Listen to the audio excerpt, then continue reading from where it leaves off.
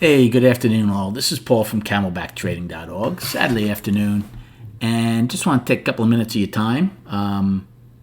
Talk to you about an email I received, and actually, it's one of many I've received that has had me thinking about what I'm doing here as far as trading. This is all ad lib, so again, bear with me as my thoughts go through my head and come out of my mouth, and it's been a common theme through a lot of emails I've received from people looking to join my room, possibly join my room. And the biggest question is, why am I doing this? And I get it. People, generally want to know. Some are skeptical. They see how cheap my room is, and they want to know, what's up my sleeve possibly, or just real down to earth. Just trying to figure out what they're getting into, and I totally get it. Before I get started, quick story. I love to grow this business. I mean, it's about a little over 2 months now, I guess, right, or 3 months. We started in the middle of April, so really it's under 3 months old, and I have a great base in the room. I have 110 traders. I love to grow it. I'm trying to grow it. I'm very fortunate with the people I have in the room right now. It's a great group from all different ages and experience levels. And I actually went on, and this was a mistake, on Reddit. Somebody suggested, go on there. And I went on there, signed up, went into a couple of trading rooms, just basically gave my background and stuff. And I actually had somebody accuse me. He said, that is an incredible accusation you are making, saying you are a specialist and market maker on the New York Stock Exchange for Goldman Sachs. Do you know how serious that is? People look up to people who worked on the floor of the exchange, and here you are. There is no proof of you ever existing on the floor. This is what this person, it was a run-on thing that just went on. And another person, something similar. So needless to say, I was on Reddit for, I think, 2 days, and I said, enough's enough. So why am I doing this? Well, here's my quick background and why I'm doing it, so people can understand that possibly want to join, that are in my room. So I started on the floor of the stock exchange in 1983. Yes, I really did work there. Worked my way up from a trading assistant to a specialist broker to a floor official, senior vice president with Spielitz and Kellogg and Goldman Sachs. It was one of the greatest careers anybody could ask for, working down there. I went down there. I didn't know anything about the stock market or stocks.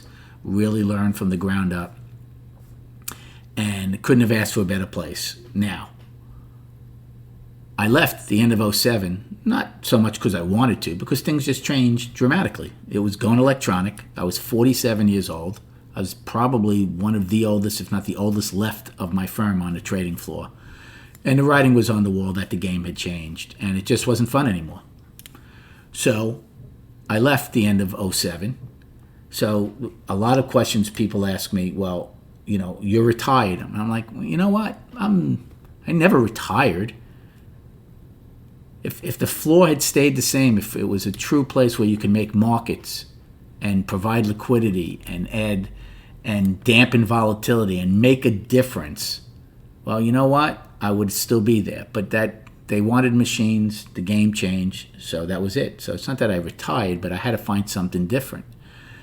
And I actually spent 2 years, most of 2008 and 2009, actually doing different things. I helped a good friend of mine run for governor as an independent in New Jersey. He didn't win, but first independent to ever get backing by the state and endorsement from the largest newspaper in New Jersey, the Star Ledger. Actually, I have a friend that owns a funeral home. Actually just went and helped him just to check out the business and see how it's run and see if I had an interest in that. So I never retired. And then probably in 2010, I said, you know what? I really do miss trading. I loved what I did. I know it's going to be different. Let me give it a try. And I tried it in 2010 and did miserable because I didn't know what I was doing. And then a good friend of mine who was a commodity trader but has worked from behind the screen since 1998, we talked a lot. And he mentioned the market profile to me, and I sat with him for almost a year, throughout 2011, and he traded the ES, and I always was an equities guy, so I just stuck with the SPY ETF and its options and learned the market profile. So again, the question is, why am I doing this? Somebody said, is it ego? Is it legacy? A lot of questions they ask. First of all, first and foremost, you better check your ego at the door when you decide to sit down and trade. Plain and simple. Okay, you want to have a big ego? Go do something else. Not going to work. You want to be confident? That's one thing. Confidence is a huge, huge part of this game. Cocky? Absolutely not. Absolutely not. Confidence is one thing. Those other things I spoke about are totally different. Legacy? I enjoyed what I did on the floor. I had a great time, made great people, met a lot of different CEOs, CFOs, athletes, politicians, you name it. But my legacy, first and foremost, the only thing I even care about remotely is my 3 daughters and so far 1 granddaughter. That's all I care about. So again, why am I doing this? And why am I doing it for so cheap? Well, a lot of reasons. Yeah, there's no doubt I can charge. I see some people on Twitter and other venues, $50, $100, $250 a month. Yeah, I can charge $100 a month. But the people I'm trying to educate, I do love teaching. I'd rather teach than trade right now, but to tell you the truth at this point. But the people I'm trying to educate and reach, a lot of them are older people on fixed income. There are a lot of college students. I have a bunch of college kids in my trading room. That's the greatest thing in the world. Seeing young kids, our future, have a passion for trading and trying to learn it is just absolutely phenomenal. So why would I want to just try to get people who have money possibly and to learn this? Look, if they want to come in my room, it's $20. Why pay $100? So yeah, I'm trying to educate, teach. Certainly want to be paid for my time.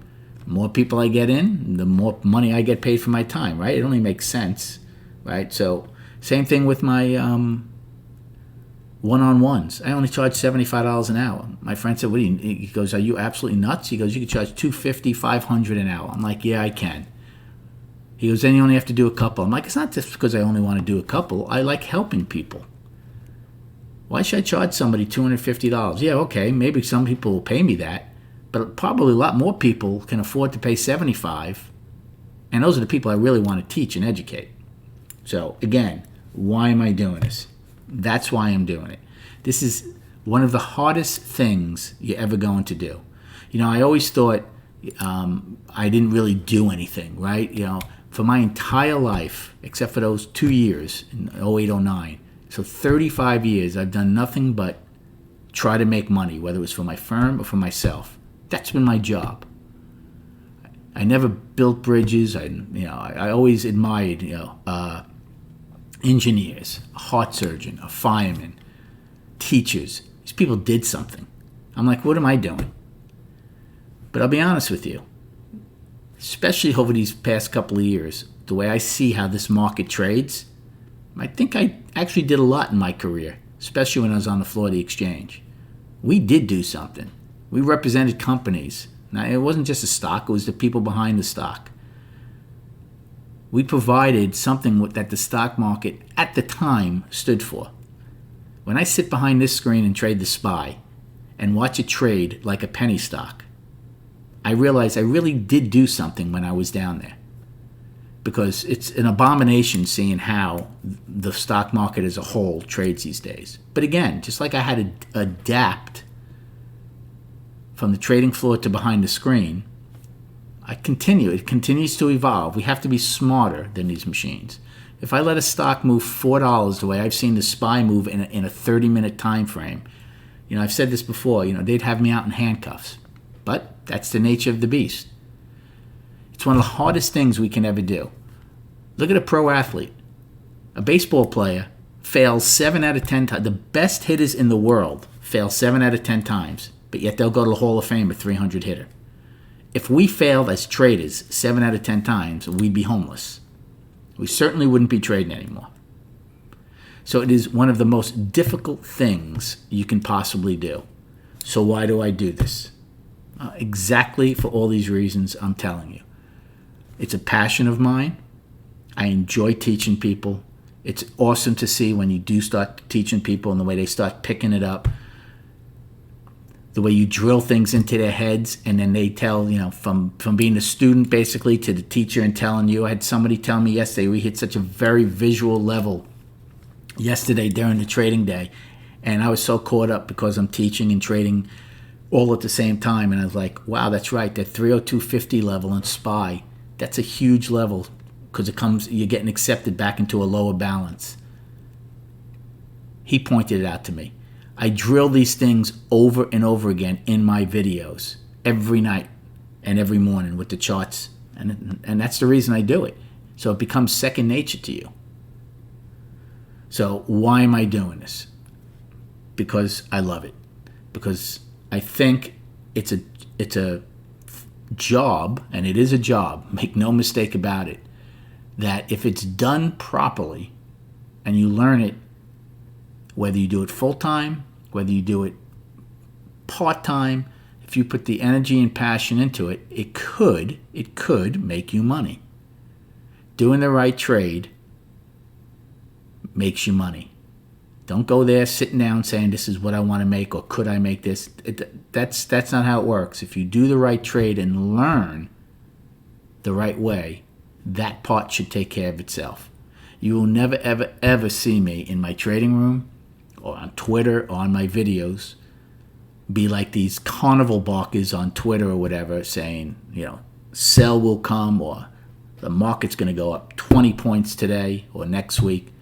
I give you both sides of the equation and the reason why I would look for them to get to those levels on either side if the market does this. If anybody thinks they can tell you, hey, for certain the market's gapping low on Monday, just run away from them. The only thing you can do is give people the best odds of what you see, breaking it down from the longer term, intermediate term, and short term. So why am I doing this? I'm doing it to get people like you who have any interest whatsoever in the stock market. And that goes for college kids, people who have been furloughed, looking for a job. It's not easy out there right now. I have a 22-year-old daughter, a marketing major, who's looking for a job right now. So if you have an interest in trading, or just an interest in the stock market overall, it can't hurt you to come check out camelbacktrading.org. It's $20 a month because I want it to be affordable for people of all ages and all incomes and anything else, because I enjoy the challenge of trading for myself and trying to get others up to speed where they too can make a living out of this. Thanks for your time. Have a great weekend, and I'll speak to you prior to the opening on Monday.